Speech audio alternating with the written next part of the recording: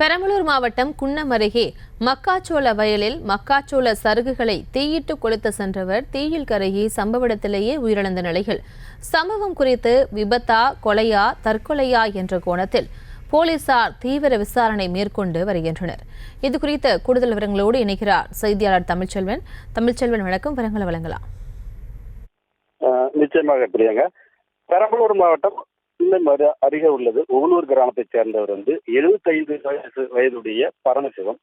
இவர் நேற்று காலை 11 மணி அளவுல வீட்டிலிருந்து தனது சொந்த வயலுக்கு, அதாவது மக்காச்சோளம் அறுவடை செய்த மக்காச்சோள சருகுகளை தீயிட்டு கொளுத்துவதற்காக அங்கு சென்றதாக கூறப்படுகிறது. இந்த நிலையில இன்று காலை வரை வீடு திரும்பாத நிலையில பரமசிவத்தினுடைய உறவினர்கள் நேற்று இரவு முழுவதும் தேடியும் கிடைக்காத நிலையில காலை அவரது மகன் பாலகிருஷ்ணன் என்பவர் அவர் சொந்த வயலுக்கு பார்த்தபோது உடல் கருகிய நிலையில உயிரிழந்திருக்கிறதை கண்டு அதிர்ச்சி அடைந்தாரு.